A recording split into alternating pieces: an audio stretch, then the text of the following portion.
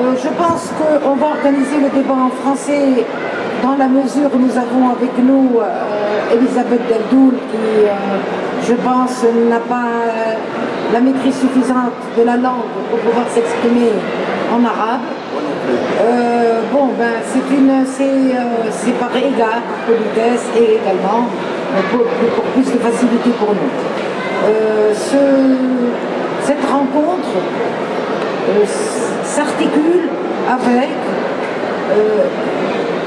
un projet d'archivage des sources numériques et documentaires de la Révolution qui a été engagé par la société civile et par certaines institutions publiques tunisiennes comme les Archives nationales, la Bibliothèque nationale, l'Institut de documentation, l'Institut supérieur d'histoire de la Tunisie contemporaine, ainsi que l'Institut arabe des droits de l'homme et d'autres institutions publiques et certaines personnalités académiques.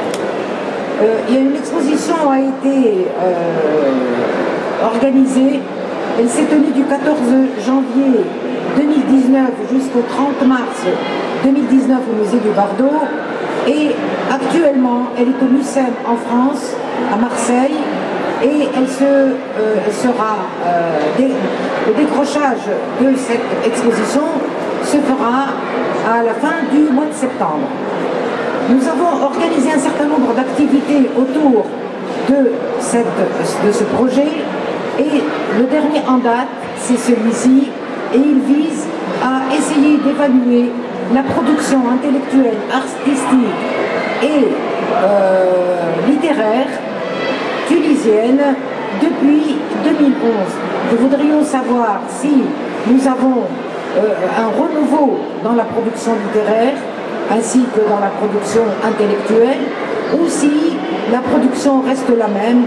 Est-ce que cette révolution a apporté un changement dans le phénomène culturel, ou est-ce que nous en sommes encore dans les mêmes normes, avec les mêmes chiffres, avec les mêmes productions, avec le même type d'écriture?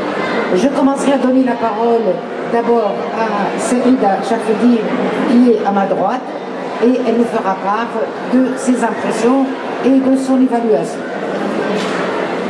Merci Rava, bonjour. Saïda Chafedi dans le sud d'édition. Le sujet que nous proposons ce matin est un peu vaste et très précis à la fois. Parce que de quoi on parle? Est-ce que nous allons parler de la production culturelle, artistique et littéraire de la Tunisie depuis 2011, comme disait Rava, ou de toute cette production par rapport à la Révolution, c'est-à-dire la production éditoriale, par exemple, qui parle dont le sujet est la Révolution tunisienne. Pour ma part, moi, j'aimerais tout simplement, peut-être pour lancer le débat, vous faire part de quelques observations sur la production éditoriale en Tunisie qui a pour sujet la Révolution. Qu'est-ce qui s'est passé dans ce pays depuis le 14 janvier 2011 sur le plan éditorial? Les remarques dont j'aimerais faire part, c'est d'abord que cette production éditoriale a explosé, évidemment. Simon n'est pas encore là, mais il nous donnera certainement tout à l'heure des chiffres sur l'explosion des maisons d'édition, des journaux, des titres de livres, etc. Il est mieux à même de nous éclairer à ça, puisqu'il a commis un ouvrage sur le sujet qui est très bon, qui est une belle référence. Mes observations à moi vont se limiter à trois choses qui ne sont pas le résultat d'une étude scientifique, mais d'observations générales, d'ordre général. J'estime que la production éditoriale en Tunisie, donc relative à la Révolution, a été plus des essais que une production de fiction. Et c'est un peu normal. Qu'est-ce que je veux dire par là? C'est-à-dire que depuis 2011, il y a eu une évolution de témoignages, de reportages, d'introspection, pardon. Il y a eu un foisonnement énorme d'essais qui veut témoigner sur l'histoire récente, qui veut s'expliquer, qui veut se justifier, qui veut informer aussi, tout simplement. Donc il y a eu énormément de livres, une production énorme d'essais, qui n'est pas d'études scientifiques évidemment, et qui n'est pas la fiction. C'était un peu normal, et c'est un peu normal que des intellectuels, des politiques, etc., qui ont été muselés pendant plusieurs décennies, veuillent tout d'un coup s'expliquer. La parole s'est libérée, c'était tout à fait normal que chacun y va de sa plume, et c'est tant mieux pour nous. Évidemment, bon, il y a eu du mauvais, beaucoup de conflits, même, je dirais, de règlement de compte, parfois politique. Et c'était une sorte d'évacuation de cette accumulation de silence forcé. Pourquoi pas? Le roman, c'est beaucoup moins. Et peut-être parce qu'on manque de distance, de temps aussi. Le roman, c'est une gestation. Il y a eu d'excellents romans à propos de la Révolution, de ce qui s'est passé en Tunisie depuis 2011. Il y a eu vraiment d'excellents romans, la plupart en arabe, en langue arabe. Je citerai un que j'aime beaucoup, c'est celui de Sinuel, qui s'intitule El Gelber, qui décrit ce qui s'est passé socialement, économiquement, etc. Pas une description, c'est une véritable fiction, mais où on retrouve. Il y a eu aussi, à part les romans et les essais, beaucoup de créativité. Il y a eu le dessin satirique, il y a eu le récit satirique, pour reprendre ce qu'on disait là tout à l'heure, le livre de Fathi Belhajer du Congo, qui est succulent, tout simplement, à mon avis. Donc voilà, le premier constat, à mon avis, c'est qu'il y a eu beaucoup plus d'essais que d'œuvres de fiction, et c'est un peu normal. Il n'y a pas eu, à ma connaissance, d'études rigoureuses jusqu'ici. Il n'y a pas eu un recensement d'ailleurs, sauf en 2013, si vous vous souvenez, il y a eu un recensement en 2013 par la Bibliothèque nationale sur la production éditoriale depuis la Révolution. Malheureusement, ça ne s'est pas, je ne sais pas si on a continué ça ou pas. Ils ont recensé quelque chose comme 150 livres tunisiens, une centaine en arabe, une cinquantaine en français, qui ont été écrits sur la Révolution, et une dizaine de livres étrangers. Et bizarrement d'ailleurs, il y a eu beaucoup de productions éditoriales étrangères sur la Révolution tunisienne. C'est une bonne chose et qui nous gratifie. La deuxième remarque relative à ça, très rapidement, c'est que, par la force des choses, la production éditoriale des essais est beaucoup plus retournée vers le passé, ce qui est normal aussi, on évacue, que une perspective, vers une perspective de l'avenir. Il y a eu beaucoup de retours sur la période Bourguiba. Alors là, c'est l'explosion littéralement, Ben Ali, etc. Voilà, un retour sur le passé récent du pays, et même un peu plus lointain d'ailleurs, le passé. Donc une production qui cherche à comprendre ce qui s'est passé avant. Très peu de projections dans l'avenir, et très peu aussi d'essais, à ma connaissance toujours, d'essais qui situent la Tunisie dans le contexte régional et mondial. Et ça, c'est très dommage parce qu'on a été, pendant plusieurs années, autocentré. Et on a oublié que tout ce qui se passe chez nous a forcément des causes et des conséquences sur notre environnement immédiat et notre environnement, enfin notre relation avec le monde. Troisième remarque très rapidement, et c'est un peu dans l'ordre des choses aussi, la production éditoriale tunisienne après la Révolution est plus masculine que féminine. Alors qu'on a beau dire que les femmes ont été très investies dans ce mouvement collectif, ce mouvement national de dire non à la dictature et de vouloir passer à une démocratie, toute cette période qu'on appelle de transition démocratique. Les femmes ont joué un énorme rôle, que ce soit dans la société civile ou même politique, économique, etc. Mais il y a eu très peu de production éditoriale féminine sur cette période-là. Voilà, je vous remercie. C'est les quelques observations que j'avais à faire. Merci Saïda. Toi qui disais qu'il y a peu de romans et plus d'essais. Je pense qu'il y a surtout beaucoup de témoignages. Si on observe ce qu'il y a chez Sud Édition, on peut remarquer qu'il y a des mémoires, énormément de mémoires depuis la Révolution, et de mémoires de gens qui ont été à l'exercice du pouvoir. Beaucoup.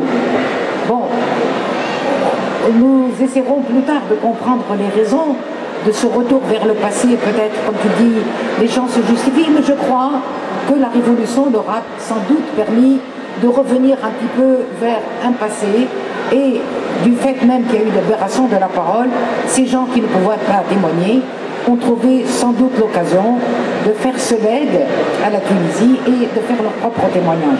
Maintenant, que l'on soit d'accord ou pas d'accord, il est un fait, aujourd'hui nous avons des témoignages de personnalités qui étaient au premier rang de la politique tunisienne. Je vais quand même poser la question maintenant à Elisabeth Deldoul, puisque elle ne publie pas précisément d'essais. Alors je crois qu'avec elle, on sera en mesure d'évaluer le roman, mais je crois qu'Elisabeth ne publie que les romans de langue française. Donc par la suite, Abdelaziz et Mansour pourront nous dire si le problème se pose d'une façon différente pour l'arabe. Merci Elisabeth. Merci Rabat de m'avoir convié à cette table ronde et de cette écoute. Je crois que Saïda a très bien dépeint le paysage éditorial depuis la Révolution. C'est tout à fait un constat que l'on fait tous. Par rapport à plutôt la ligne éditoriale d'Elisade, qui est effectivement plutôt orientée roman, nouvelle, fiction, qu'essai, et plutôt en langue française. La Révolution, je dirais, n'a pas, dans mon créneau, n'a pas changé la donne.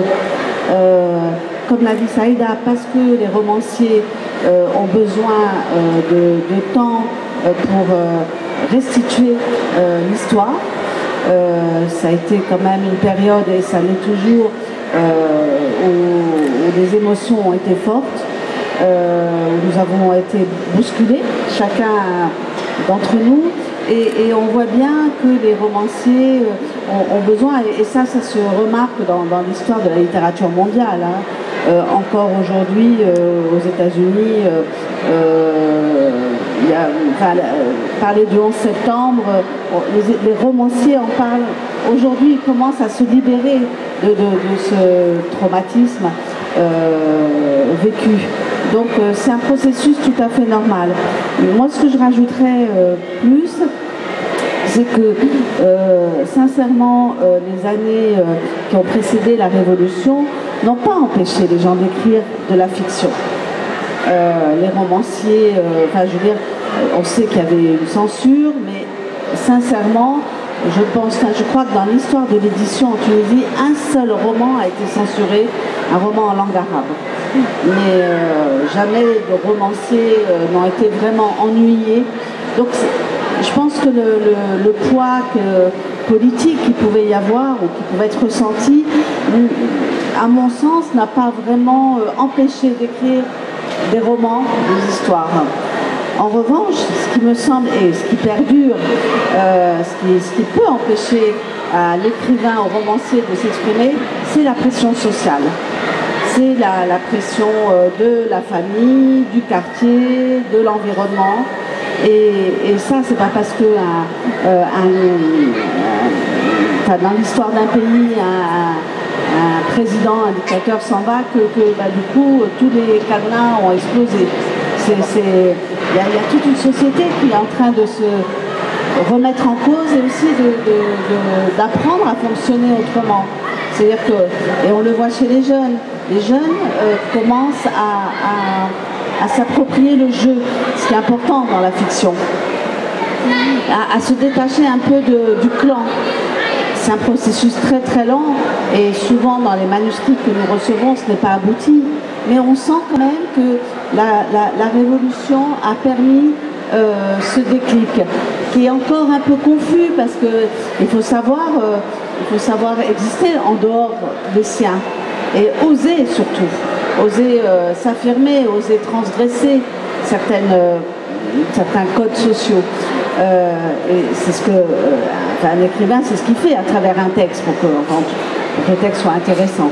Donc voilà, je trouve qu'en termes de production, en tout cas dans la fiction langue française, il n'y a pas de changement en termes de quantité. En revanche, on sent une écriture qui est en train de se trouver, qui est en train de mûrir, qui n'est pas encore là, mais qui est en devenir. Et ça, c'est vraiment intéressant en tant qu'éditeur. Merci Elisabeth. Alors, est-ce que Mounsof Abdelaziz, ou Mounsof d'abord, Abdelaziz après, est-ce que vous pouvez lui donner un aperçu sur le type de production que vous avez, dans la mesure, Mounsof, toi tu publies tout à la fois des essais, des romans de langue arabe, des romans de langue française, et donc je pense que ton expérience pourra peut-être, comme celle de sous l'édition également, nous permettre de compléter un petit peu les propos de Saïda et d'Elisabeth. Merci. D'abord, excusez-moi d'être arrivé tard à ce débat intéressant. Oui, je vais d'abord parler du flux littéraire depuis 2011, puis de la place de la révolution dans ce flux. Alors, je ne parle pas de la scène dans sa globalité, c'est un peu difficile. Il n'y a pas de statistiques très précises. On nous dit qu'il y avait au moment de la Révolution approximativement 1300 à 1400 titres publiés chaque année par les Tunisiens, que c'est monté en 2015 à 1700 et quelques titres. Ce n'est pas du tout mon opinion. Si je mesure le flux et si j'en juge par la production de mes collègues, j'estime que nous sommes à l'heure actuelle à environ 2500 titres minimum par an. Ce qui fait que l'on a enregistré un bond très très important, mais difficile à mesurer à l'heure actuelle. Deuxièmement, le flux est en train de s'intensifier. Ma troisième remarque est que ce flux est essentiellement féminin et jeune. Les deux principales caractéristiques du flux d'écriture en Tunisie aujourd'hui est féminin et jeune. Cela signifie qu'on est approximativement à parité dans les genres et on est en majorité jeune.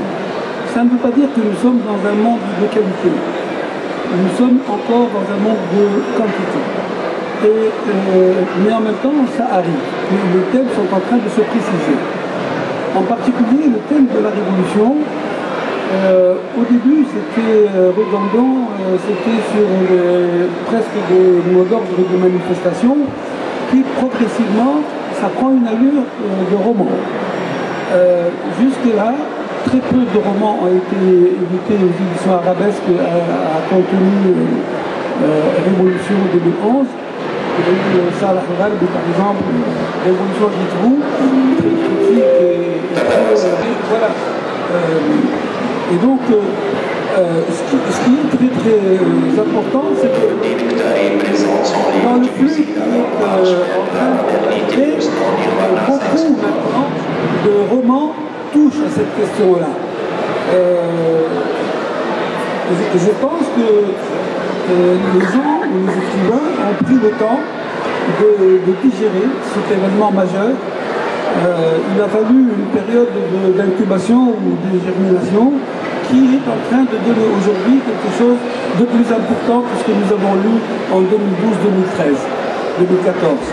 Et donc, je pense que le thème est en train d'arriver. Peut-être qu'il va déborder de manière excessive dans les années qui viennent. Ça serait tout à fait normal. C'est la règle dans toute évolution ou dans toute cassure majeure dans l'histoire d'un peuple, comme ça a été le cas chez nous. Et donc, moi j'estime que nous allons probablement avoir des dizaines de romans dans les années qui viennent sur ce sujet-là. Ça va prendre du temps, mais ça va venir. Voilà.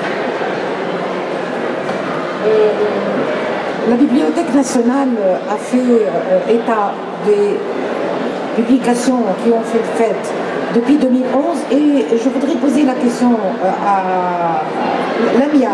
Est-ce qu'il y a eu une mise à jour? Voilà, Faïsa. Si, elle est en... C'est ça, il y a une mise à jour. Donc je pense qu'on pourra avoir des statistiques très précises dans la mesure où le dépôt légal étant obligatoire. La Bibliothèque nationale est à même de nous donner une appréciation réelle de la production intellectuelle, artistique et littéraire de la Tunisie. Je vais passer la parole à Abdelaziz. Je voudrais te dire, voilà, que le dépôt légal, après la Révolution, ne s'est pas fait de façon systématique. Et qu'aujourd'hui, la Bibliothèque nationale est en train de courir derrière les maisons d'édition, et j'ai pour preuve de cela qu'il y a une commission du dépôt légal qui est en train de faire le tour des stands à l'heure actuelle à la foire du livre de Tunis. Donc il y a un retard énorme, ce qui fait que les statistiques disponibles aujourd'hui à la Bibliothèque nationale ne reflètent rien. Alors je ne sais pas si l'État a été fait à partir des livres qui sont à la bibliothèque ou si l'équipe s'est donné la peine d'aller voir chez les éditeurs ce qui se produit. Ça me semble un petit peu difficile quand même, mais ça me déçoit un petit peu parce que le service de dépôt légal à la Bibliothèque nationale était un service qui marchait bien. Bon, dans la mesure où l'agence de l'ISBN est à la Bibliothèque nationale, je pense qu'elle est aussi à même de savoir ce qui se produit. Hein. Et oui, l'ISBN permet. Hein. Pour ceux qui ne savent pas ce que c'est que l'ISBN, c'est un code qui est donné et qui figure sur tous les livres publiés et qui permet de savoir, grâce au code, un numéro est attribué au pays, un numéro est attribué à la maison d'édition, un numéro est attribué, je crois, aux gens du livre, et c'est la Bibliothèque nationale qui représente l'agence et qui permet précisément d'attribuer ces codes, et ces codes permettent à la Bibliothèque nationale, par ailleurs, d'évoluer la production. Donc ce n'est pas, à mon sens, les livres qui existent sur les rayons qui permettent de faire le point, mais l'ISBN. Voilà. Merci Rabat. Je voulais juste donner une précision par rapport à l'ISBN. L'ISBN, c'est une immatriculation internationale du livre qui automatiquement protège vos droits. Mais le problème, c'est que l'ancien régime a utilisé cette immatriculation internationale pour imposer une censure détournée. C'est-à-dire que normalement, on va et on inscrit notre livre et c'est terminé. Mais l'ancien régime a fait en sorte que ce dépôt devienne une censure, c'est-à-dire qu'il ne vous donnez votre numéro d'ISBN ou bien le récépissé du dépôt légal que lorsqu'il était certain que le livre... voilà. Autre chose, si vous permettez, sortir un tout petit peu du sujet, mais on avait, parce que tout à l'heure Elisabeth a mentionné justement qu'il y avait eu très peu de censure. En fait, la plupart des éditeurs avaient trouvé des solutions pour éviter la censure. La première d'entre elles, c'était qu'avant la foire du livre, on remettait tous nos livres en même temps à la censure. C'est-à-dire qu'ils étaient obligés, voilà, ils étaient débordés. Et je sais que quand ils étaient débordés, moi je ne vais pas nommer le type parce qu'il est très sympathique. Et on avait un seul, hein, par exemple, pour le livre francophone. Alors qu'est-ce qu'ils faisaient? Ils donnaient les livres à des professeurs. D'accord? Et ces professeurs, automatiquement, ils avaient moins de responsabilités, une vision beaucoup plus libre, donc ils laissaient passer plusieurs livres. Oui. Par contre, moi j'ai eu, c'est très bizarre, hein, mais j'ai eu 2 bandes dessinées qui ont été censurées, des bandes dessinées de Tahar Feza, et le pire, c'est que ces bandes dessinées étaient sorties en 83, donc du temps de Bourguiba, et elles ont été censurées 20 ans plus tard. Pourquoi? Parce que l'une d'entre elles s'appelait Les Arrivistes. Alors qui se sent morveux, se mouche. Le régime, l'ancien régime avait refusé de laisser passer ces bandes dessinées. Sinon, concernant notre sujet, j'ai eu la chance, j'ai la chance, ou je ne sais pas, ou le défaut, d'être en même temps éditeur et auteur. Et j'ai publié, après la Révolution, un livre, un essai sur la Révolution, qui est basé sur les procès-verbaux du ministère de la Défense. D'ailleurs, on les a volés, les procès-verbaux, parce qu'on ne voulait pas que cette fois, encore une fois, ils changent l'histoire. Et je peux vous garantir qu'ils étaient en train de changer l'histoire, même après le 14 janvier. Et donc, on a vite fait de récupérer les procès-verbaux et de travailler dessus avec des recoupements pour sortir un livre qui s'appelle Le 14 janvier, l'enquête, et qui a été quand même une réussite éditoriale parce qu'on a fait 3 éditions qui sont sorties assez vite. Concernant le roman, comme pratiquement tous les grands événements, la Révolution est un énorme événement. Et c'est un événement qui est tellement important qu'il est, en fait, que la réalité dépasse la fiction. Et j'ai remarqué qu'après la Révolution, il y a eu un problème avec les romans, c'est-à-dire que les gens, les romans n'arrivaient pas, je pense, à intéresser les gens par rapport à une actualité qui est brûlante. Quand est-ce que le roman me concernant a commencé à revenir un peu?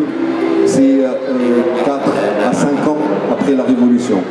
C'est là que les choses se sont un peu calmées, mais sinon, on n'a pas eu un jour de répit, si vous vous souvenez.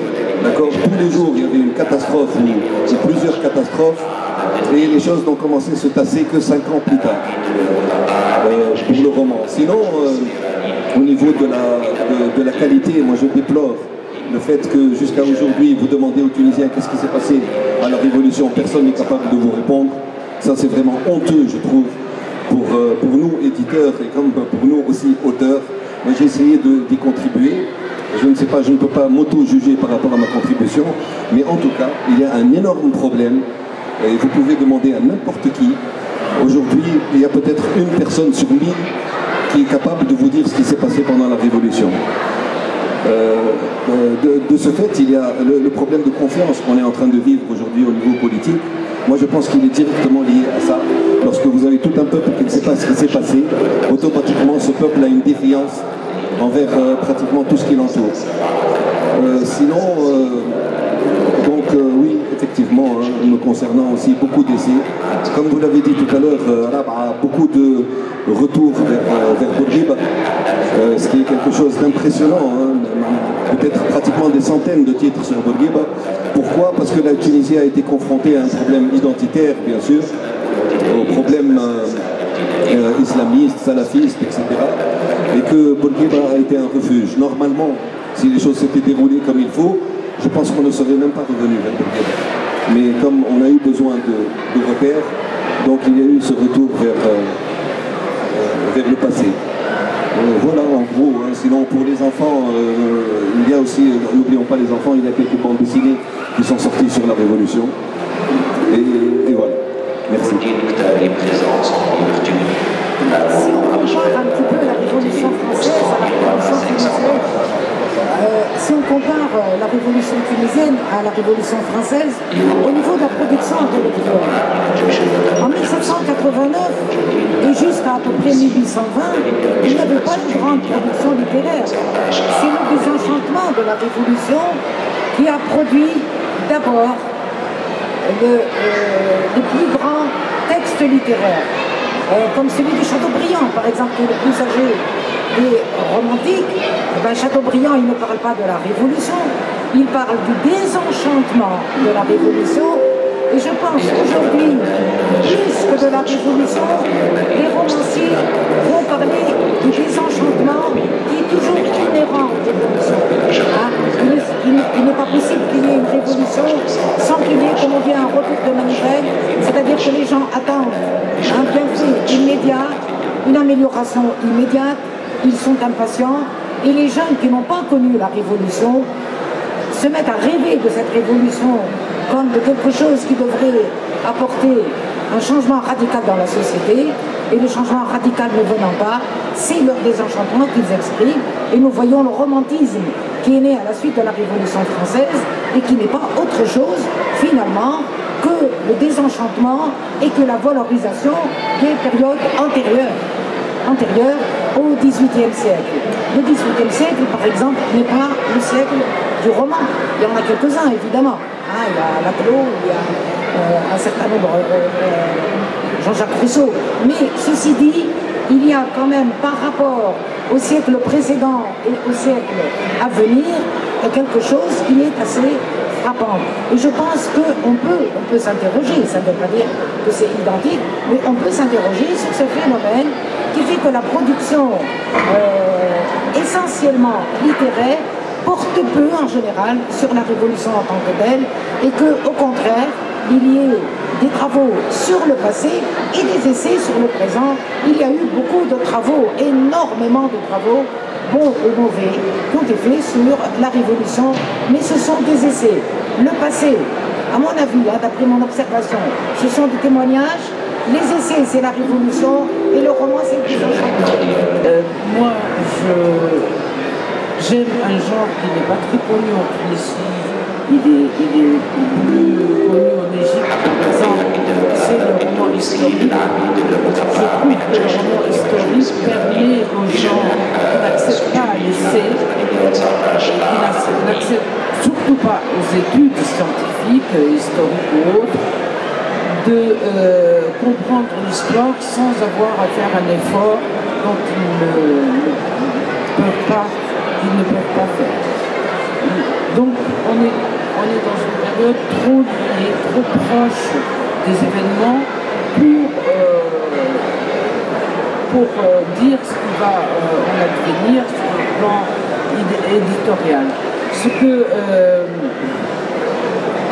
j'aimerais aussi dire, c'est que le roman, pendant cette période-là, existe en arabe, surtout en arabe.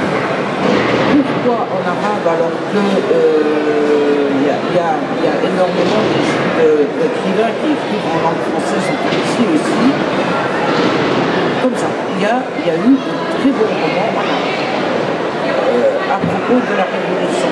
Et très rapidement, il y a eu même des romanciers qui ont été intuitifs, qui ont commencé leur roman avant la Révolution, 2009-2010, et qui ont abouti après. Tout ça, je pense que nous ne faisons que observer pour l'instant, et pour pouvoir dégager un discours cohérent à propos de cette question-là, il nous faut et du temps et de l'archivage, justement, et des études.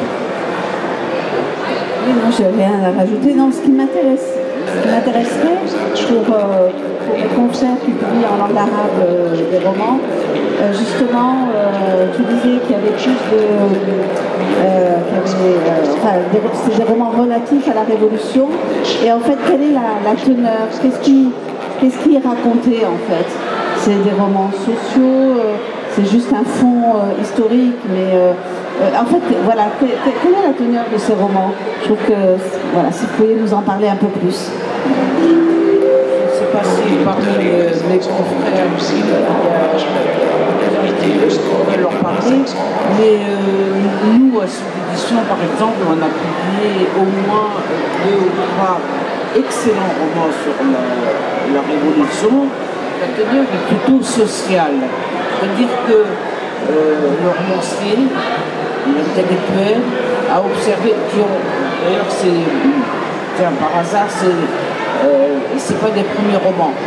Donc c'est pas l'écriture sur la Révolution n'a pas été motivée par tiens, il y a un événement, j'écris un roman. Non, c'est des romanciers confirmés, des grands romanciers qui ont produit déjà avant cette période-là.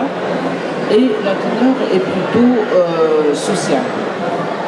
Généralement, c'est une teneur sociale, c'est-à-dire une observation et une réflexion sur les chamboulements sociaux en Tunisie par rapport à l'état politique du système, par rapport au système politique, à la détérioration des valeurs, de l'éthique, à la mondialisation aussi. Enfin, tout ça combiné, c'est généralement le constat d'une perte de valeurs et de repères sociaux.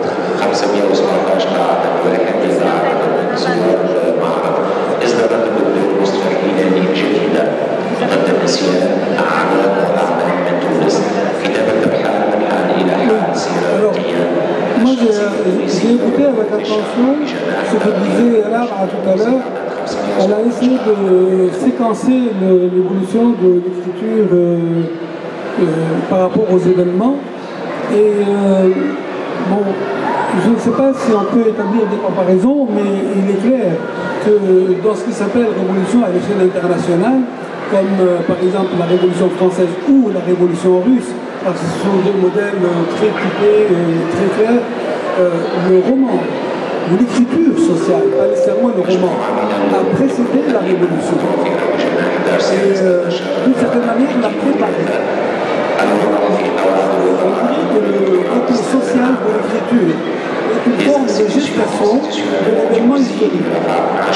Et donc, malheureusement, en Tunisie, l'aspect social dans le roman pré-révolution n'est pas aussi évident que cela.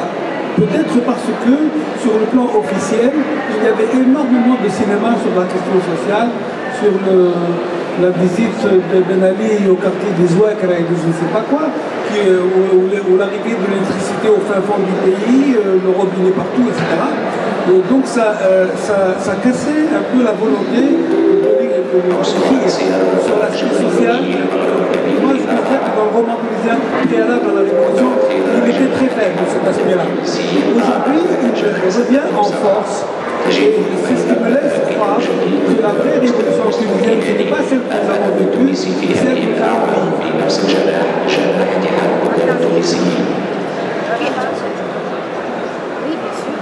Oui, Ansef, tu as raison. En romancier, je citerai juste Azaf Hilali avec Watan, qui, dans ce roman qu'elle a écrit en 2009, préparait vraiment à ce qu'on a vécu 2 ans après. Juste par rapport à la production éditoriale, je vais mettre l'accent sur les jeunes éditeurs. Je pense à la maison d'édition Pop Libris. Et c'est assez symptomatique de ce qui est en train de naître aussi, qui se lance dans l'écriture et dans l'édition d'ouvrages, de romans de science-fiction ou policiers. Ce qui est un genre qui a vraiment, enfin, qui est apparu là, qui n'existait pas du tout dans l'histoire de la littérature tunisienne. Et c'est intéressant que ces jeunes qui ont envie d'écrire en arabe, en français, mais aussi en anglais, commencent à faire ce chemin-là. Et je trouve que ça dynamise aussi le paysage littéraire en Tunisie. Le côté, disons, on a raconté le côté agressif, enfin, on a vécu un moment difficile, important, et ça c'est, et la littérature en a tenu compte et l'a reproduit. Deuxièmement, j'ai beaucoup apprécié ce que vous appelez le désenchantement. Effectivement, le désenchantement n'est qu'une deuxième étape après la prise de conscience de la Révolution. On a pris conscience de la Révolution, on a souffert, on a hurlé, on a été heureux, ou j'en sais rien, mais ça, le désenchantement, c'est déjà une prise de position, un certain recul par rapport aux événements. Maintenant, ce que je pense, est-ce que vous ne pensez pas que, en oubliant tous ces événements, en oubliant la révolution qui vit en nous, on n'oublie pas, elle est présente au plus profond de nous-mêmes, on est d'accord. Est-ce que vous ne pensez pas que cette révolution a donné et va donner l'occasion à certaines personnes, à certains écrivains, à se poser des questions très importantes, des questions qui n'ont pas comment dirais-je, un rapport direct avec l'événement, mais qui sont des questions d'ordre, on s'interroge, des questions d'ordre philosophique, une réflexion sur les choses, comment les choses se sont passées. Donc, il ne suffit pas de les analyser dans leur quotidien, mais de réfléchir sur les intentions, de réfléchir. Donc ça pourrait, à mon sens, être évident que beaucoup de gens ont pris conscience, à partir de cette révolution, ont pris conscience qu'il y avait des mentalités différentes. Il y avait des gens qui étaient peut-être, qui avaient perdu un peu le sens des conventions, le sens du respect. Il y avait des gens qui déraillaient. Bon, alors, je pense que cette révolution, indépendamment du côté pratique, du côté vrai et réel, quotidien, elle a aussi cette importance, c'est qu'elle nous permet à nous de prendre de la distance par rapport, non pas seulement aux événements, mais par rapport aux êtres, par rapport à l'humain. Comment se fait-il que l'humain a pu faire telle chose? Et comment en est-il arrivé à, etc. Donc, à mon sens, cette révolution est aussi porteuse d'une certaine réflexion qui prendra du temps peut-être, et un petit peu de jugement du temps par rapport à cette chose. Voilà, merci. في الواقع يعني استمعنا إلى مداخلات هامة وربما يعني إضافات للمشهد الثقافي، لكن عندما نتمعن فيما استمعنا إليه نعتقد أن هناك تونس الأعماق وتونس النخبة. ما استمعنا إليه يتحدث على إنتاج النخبة لفائدة النخبة، بينما تونس الأعماق وهي حوالي 4 ملايين ساكن في الأرياف، هل استفادت من إنتاج النخبة؟ هل ما أنتجته النخبة له تأثير على تونس الأعماق؟ وهل تونس الأعماق اللي هي ساهمت بالثورة بالهرسلة وبالاعتصامات وبالشهداء أيضا، لكن نجدها اليوم يعني من خلال المشهد الثقافي والمشهد حتى السياسي معزولة مقهورة مسحوقة وكأنها يعني خارجة عن التاريخ، وهذه يعني النقطة السوداء. وإذا تمادينا في هذا المجال وتمادينا في إنتاج النخبة للنخبة بينما الريف وتونس الأعماق يقع تجاهلها، أعتقد أن المثقف لم يقم بالواجب الملقى على عاتقه. دور الثقافة مغلقة، المسارح الجهوية اللي كانت موجودة قبل الكاف قفصة لم تعد موجودة، السينما مقطوعة. إذا ما هي علاقة المثقف النخبوي مع تونس الأعماق؟ وهذا هو السؤال وشكرا. Bonjour, je vous remercie tous. Je vais parler à propos de deux choses.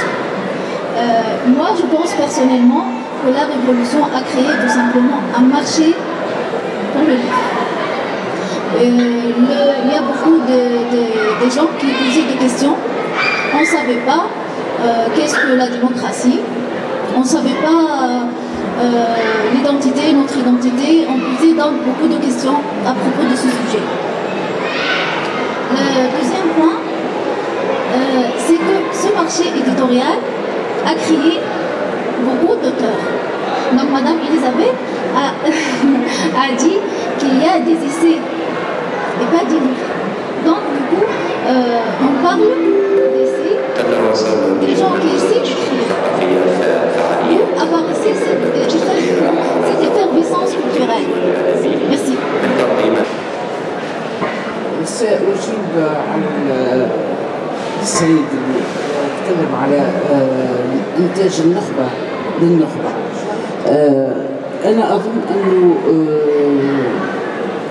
ملاحظتك فيها حق، وهذا مش منذ الثورة أو قبل الثورة أو بعد الثورة. هذه حقيقة أغلب الدول وأغلب البلدان وأغلب أنه الإنتاج الثقافي جاي أكثر من المدن الكبرى. معناتها احنا لما نشوفوا أي بلد أوروبي مثلا نلاقي أنه الإنتاج الثقافي موجود أكثر بالنسبة لفرنسا باريس أو ليون أو مرسيليا أو مش عارفة، والداخل البلد يكون أضعف. أنت تقول هذا هو السؤال، احنا موضوعنا اليوم آخر مش هذا هو سؤالنا، أنه الإنتاج إنتاج النشر وإنتاج الكتاب منذ الثورة التونسية ما هو محتواه وما هو هدفه، وهل تغير أم لا قبل الثورة وبعد الثورة؟ أنه نطرح السؤال هل هي النخبة تعطي نتاجها لغير النخبة؟ أنا كناشرة أقول لك شيء، لو يأتيني غدا كتاب ممتاز يقرأ وينشر من أي قرية من البلاد التونسية طبعا أكون سعيدة جدا وأنشره طبعا. لكن هذا يعني واقع ثقافي لابد أن نعمل كلنا من أجل أن نزيح هذا الفارق بين الريف والمدينة، بين داخل البلاد والمدن الكبرى الساحلية خاصة. هذا واقعنا في تونس، لكننا ونحن نعمل على يعني الحد من هذا التباين لابد أن نوصل شنو العمل وأن ننشر ما يأتي لنا وأن نعطيه لمن يستحق ومن يريد أن يساهم في الحياة الثقافية بالقراءة ثم بالإنتاج. وأنا أظن أنه منذ الثورة إلى الآن إنتاج المناطق النائية في تونس مهما كانت يعني في الريف أو في المدن النائية تكاثر بكثير. احنا شفنا شباب ينتج في الفن التشكيلي، في الرواية، في المسرح، في الإذاعات صغيرة، جمعيات أنشأوا إذاعات وصاروا ينتجون الأدب وصاروا ينتجون الخطاب الفني والثقافي والسياسي طبعا. فهذا يعني أنا لا أريد أن نتحصر دائما على واقع، نريد أن نغيره، وهذا بعمل مشترك لجميع الناس وجميع الفئات. يعني لا أظن أن النخبة التونسية تريد أن تجعل فكرها وإنتاجها هو محل الاهتمام الوحيد، لا. شكرا. فيما يخص النشر فيما يخص المكتبات البيبليوتيك فما بين 500 و 600 مكتبة في نحكيك على البيبليوتيك بيبليك، والكتب اللي ننشروهم الكل يوصلون، ووزارة الثقافة توصل لهم الكل. أنا حضرت في لجنة شرايات وشفت الشيء هذايا. معناتها وزارة الثقافة الحقيقة فيما يخص الكتاب قاعدة تخدم في خدمتها. توا المشكلة اللي معناتها ماهيش تابعة النشر، مشكلة المعلومة اللي ما تخلقش حسب رأيي تابعة وسائل الإعلام الأخرين. اليوم معناها فما برشا تلفزات، هي شنو اللي توصل للديار؟ ما هي تلفزة، هي أسهل حاجة توصل للديار.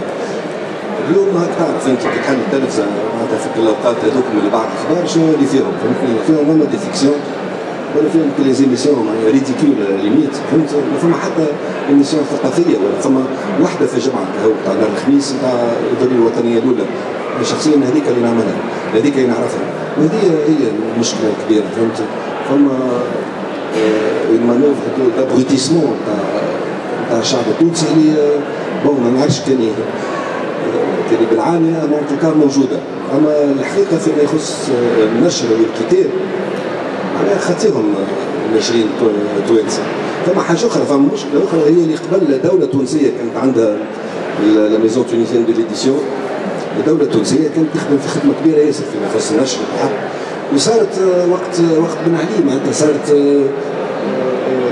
بريفاتيزاسيون في كل شيء. فهمتني؟ البريفاتيزاسيون هذيك بالحق اللي طيحت برشا من النيفو.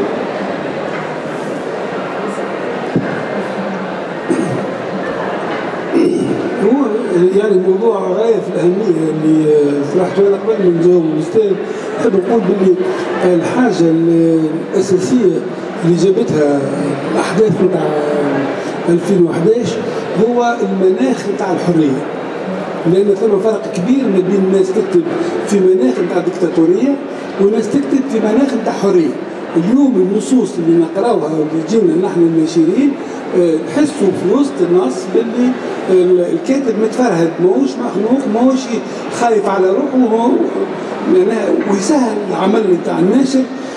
لان حتى الناشرين قبل الاحداث هذه كانوا يخافوا على رواحهم، وتجيب انت نص باهي ما ينشروهلكش خاطر ما يحبش دار النشر تاعو تتسكر. سي اوسي سامبل كو سا.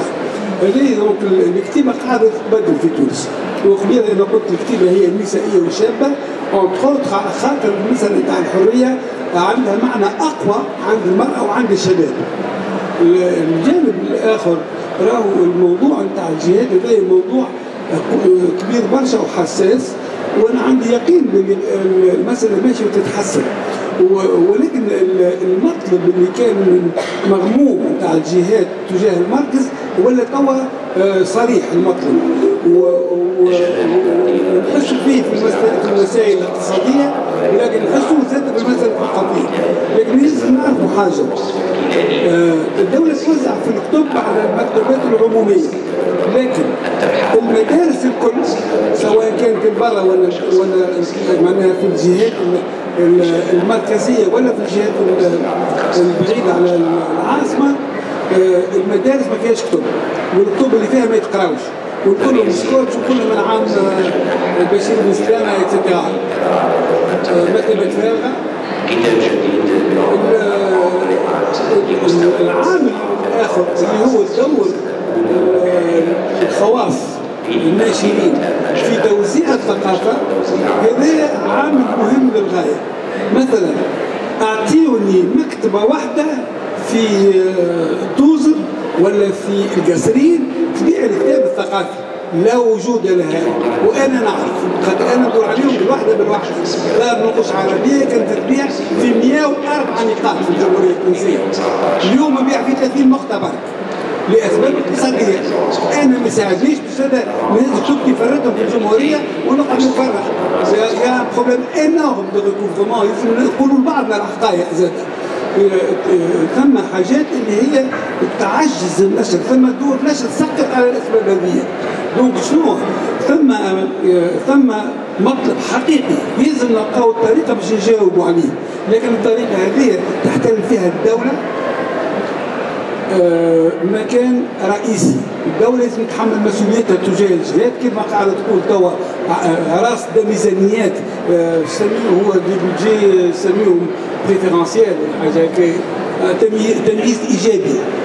تمييز إيجابي إذا كان باش يبدا نقول لكم حاجة ماناش بابدا كان في الثقافة، والتمييزات الإيجابية الأخرى كل ما عندها حتى قيمة إذا ما عندهاش ان سوباسمون كولتوريل، ان باك جراوند تقف عليه. الثقافة هي لو فغي باك جراوند اللي تقف عليه أي خطوة للتطور نتاع بلادنا، سواء كان في الجهات أو في المركز كيف لأنه في تونس عندنا جهات، في تونس العاصمة عندنا جهات من أسوأ ما ثم من الجهات ما عندهم حتى شيء. En fait, je ne sais plus dans le contexte où ça a été évoqué par rapport, je disais qu'il y avait des tentatives, le roman, mais voilà, c'était ça. بالطبيعه اللي طرحتوه اليوم في الندوه هذه، لكن حبيت نقول الحقيقه 3 نقاط بالنسبه للدوله وبالنسبه للجهات.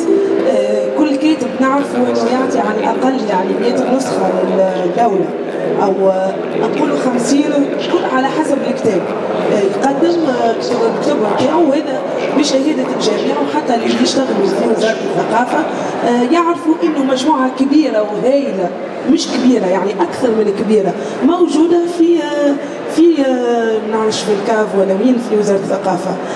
كان نجموا نعملوا استراتيجيه هامه وقت الكتب هذيك توصل، وقت الاصوات هذيك توصل للجهات. سهل جدا نفرقوها على المكتبات، على المدارس، على المعاهد. هذا ما يمنعش وسهل العمليه، ماهيش صعيبه برشا يعني انه نوصلوا الكتب هذه في عود مش تقعد مخبيه، نوصلوها للناس والناس تعرف هالكتاب اللي ما فماش. انا ما نؤمنش بكاتب مركز وكاتب جهات، لانه ينجم يكون هو اصدر كتابه في تونس العاصمه، لكن هو ولد القصريين ولا ولد سيدي بوزيد ولا ولد نابل ولا ولد سوسه، فماش جهات ومركز يظهر لي صعيبه. لكن المشكله في التواصل، المشكله انه الكتب هذه توصل للجهات. نقطه اخرى قال سي منصف عن الحريه. الحريه جميله اكيد، وكنا نعترفوا انه اليوم كنا صوتنا عالي ونتكلموا ونكتبوا كما نحبوا، لكن لازمها تكون مسؤوله. سي منصف هذا مسؤوليتكم ايضا كدور نشر، لانه بصراحه يعني نشوفوا هناك دور نشر، ليش نعمموا، هناك دور نشر جاده وهناك دور نشر انخرطت للاسف في ثقافه البوز. يعني لازم الكتاب اللي هو فيه بوز وماشي موضوع وينجم يجلب برشا جمهور ما عادش يعني المقياس فقط هو الجوده في الكتاب. فما كتاب اخر اللي هو يجلب الناس لانه مواضيعه ماشيه الايام هذه. زيدا فما حاجه اخرى نحب نقولها، انه لجنه القراءه مش كل الناس، كل دور النشر عندهم لجان قراءه، وكل دور النشر مجتهدين ويحترموا الكاتب والقارئ ويحترموا ايضا المهتمين يعني بالشان الثقافي. للاسف كما في الكتابه اختلط الحابل بالنابل وكل الناس تحس في روحها كتاب، الان اختلط الحابل والنابل ايضا في دور النشر. كل هذا واحد يحك راسه يقول هيا برا نعمل دور نشر يعني على اساس حل مؤسسه ولا شركه. للاسف هذا واقع ولازم مش نراقبوهم او نحدوا من حريتهم في انهم ياسسوا دار نشر، لكن لازمنا زيدا نعرفوا لشكون نعطيو الترخيص باش يعمل دار نشر. وشكرا. هو اللي يقدم روحه باش يحل دار نشر راهو لازم يكون داخل بعضه شويه. راهو ايش نقول لك، خدمه ياسر صعيبه ما فيش فلوس بالكل. معناها كان جاي معناها ناشر انتربرونور وكان يمشي يزرع البطاطا كان يحب على الفلوس خير. شو معناتها بالسيف عليا راهو اللي توبليجي كما قلت انت ثقافه البوز، وبعد انت قلت جست بعد ثقافه البوز قلت معناتها كتاب فيه جوده. نورمالمون كتاب فيه جوده ينجح، واذا كان يتيح بين يدين ناشر يخرجوا راهو فما حتى مشكله. فهمتني؟ المشكله شنو هي؟ المشكله هي الكتاب بيدو. ماك تعرف احصائيات اللي خرجوا التونسي قداش يقرا من كتاب في العام، وفي بالنا مش لازم نعاودوها. فما مشكله كبيره رابور على الكتاب هذيك هي، وما تنجمش تلوم راهو الناشر اللي يحاول يدبر راسه، فهمت؟ على خاطر لازم يعيش كما الناس الكل، واحنا هذه عايشينها كل يوم. فريمون عايشينها كل يوم. مشكله كبيره، عندنا مشكله تاع توزيع، عندنا مشاكل في كل بقعه، فهمت؟ كما قال سي منصف حتى في الريكوفرمون مشكله كبيره ياسر. كنت تحب توزع كتابك لارجمون يا إنه دو بروبليم ما فماش. هذيك هي نحاولوا توا شويه بالإديسيون الكترونيك هكا نحضر الواحد خاطر ينقص برشا المصروف، فهمت؟ الإديسيون الكترونيك لا عندك لا ليبرير لا مطبعجي، فهمت؟ دونك قاعدين نحاولوا بالحق، والحل باش يجي مش باش يبقى. الحل حسب راي 5 سنين اخرين اللي يحب ينشر كتاب وينشر. هو اليوم اللي عنده كتاب يحب ينشر مش كاغذ، مشكله في الكاغذ. هو تعرف الكاغذ بالدينار تو قداش ولا. ولا هذيك هي معناها فما حاجه اخرى لازم تنجم تنشر كتابك وحدك راه ما تنساش. فما برشا وكالة دويتيتي في تونس، فما الاف، فهمتني؟ معناتها دار النشر ما فيهاش ترخيص راهو بارتيكولي باش تخرج في كتاب في تونس ما حاجتكش بترخيص. ولا معناها حرة هي. الحمد لله. والله شوف انا باش كلمة أخيرة نحب نقولها، هي المهنة تاعنا كيف كان يقول عبد العزيز هي مهنة صعيبة تحتاج إلى روح مغامرة. ما ثم حد شيء عقلاني في عملية النشر، ما ثم حد شيء عقلاني، ثم مغامرة. لأنه كيف يجيك نص تقول أنا النص هذا رائع، والنص هذا محتاجين من البلاد ويلزموا يتقرا، توصل النص هذايا وتحطه تعمل له هذه ما اشهار واعلانات وانك تحب انت تصرف عليه مال الدنيا وما يتباعش بكل. لان اللي تسميها انت سماها ثقافه الباز للاسف الشديد ماشيه مع الروح التجاريه المهيمنه على الثقافه العامه. تو اليوم في تونس كل شيء تجاري. تجي تحط كتاب فيه الباز اللي يتكلم عليه انت ما عنده حتى اضافه للثقافه. يتباع كيل بطاطا ولو البطاطا ولات غاليه ما عادش نقولوا كيل بطاطا فهمتني. وتجيب كتاب معناها يحمل قيمه اكيده تقعد واحد فيه. دور النشر يمكن احسن ان المؤلف يتعدى على دار النشر باش كتابه يوصل للجمهور وياخذ قيمه الدار اللي ترافقه واللي تغرب النصوص تاعها وكذا. ولكن كما قال عبد العزيز اليوم سوق مفتوحه من قبيله قلت انا تقريبا احنا ما بين 2500 و 3000 عنوان سنويا الان، منهم بالقليله 15 نصوص اوتو ايديتي اللي معناها جودتهم ما فيها حتى ضمانات. لكن الغربال الحقيقي مش دور النشر وما تنجمش تكون حتى الياس بي ان ولا المكتبه الوطنيه ولا حتى انسان ولا اداره اداء. الغربال الحقيقي هو الجمهور. الكتاب اللي ما يسوى شيء ما عادش عاود يشري منه الناس يموت ويبقى. ولذلك الجوده ماشيه وتقدم في تونس. احنا اليوم نتكلم على الاف النصوص ما همش كلهم في مستوى جوده عاليه، لكن الجوده العاليه هي في الافق قريب وانا عندي ثقه في الجانب هذا. بارك الله فيكم. مازال فما اسئله؟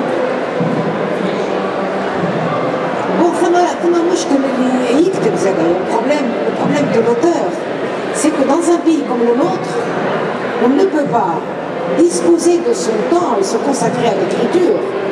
Donc la production des jeunes qui sont en activité est très peu importante et vous avez bien remarqué que beaucoup de gens se mettent à écrire après l'âge de la retraite ou avec la retraite.